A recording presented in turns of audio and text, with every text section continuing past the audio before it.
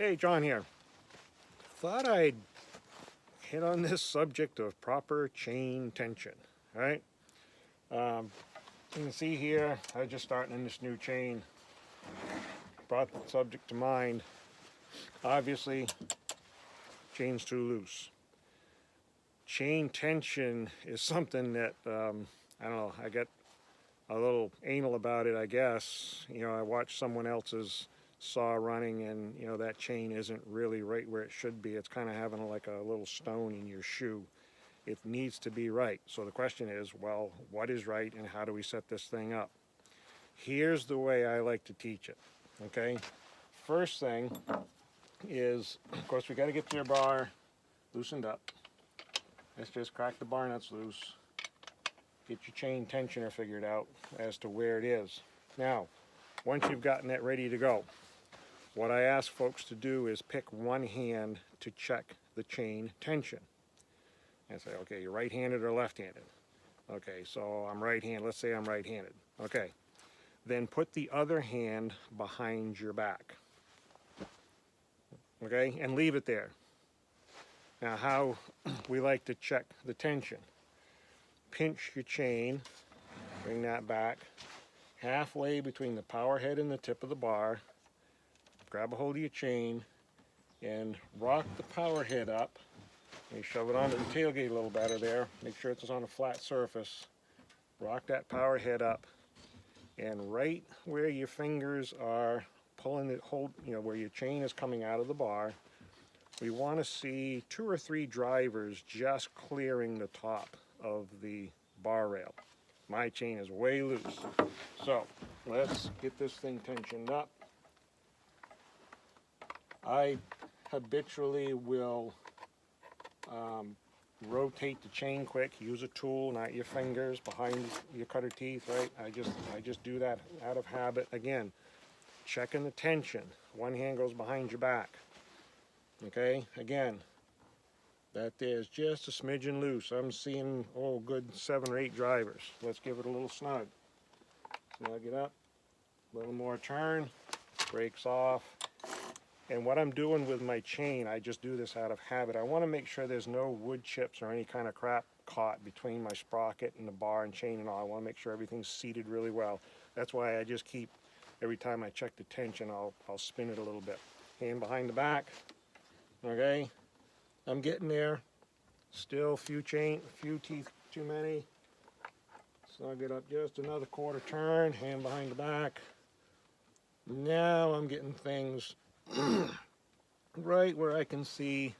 Right here I'm seeing maybe 2 or 3 of my drivers coming out of the bar rail, and that's where I'm going to leave it. Now, I'm hoping or guessing that somebody watching this has gone, what's up with the hand behind the back thing, right? Here's why I do this. I've taught this for a long time, and I would say take one hand, pinch your chain, and rock the power head up this much and check your drivers. And what does everybody do? Lean on the saw. Now pull the chain up, right? Or they've got a hand if the saw will be around on the other way, and somebody's going to drop this hand on the power head and lift this up. This other hand messes up the system. We need to let the power head, the weight of the power head, calibrate that chain tension. Big power head, long bar, chain's going to be a little snug, a little tighter compared to a smaller power head. So it was just my way of trying to emphasize, don't interfere with the weight of the power head. Okay, one hand, pinch your chain there. Now, this chain right now, the air temperature right now is about 30 degrees, okay? That chain and bar, relatively cool. I can handle that. The chain tension is where I want it when I'm cutting wood, okay? I know that as soon as I start cutting wood, that heat expansion is going to happen, and that chain is going to get a little bit looser.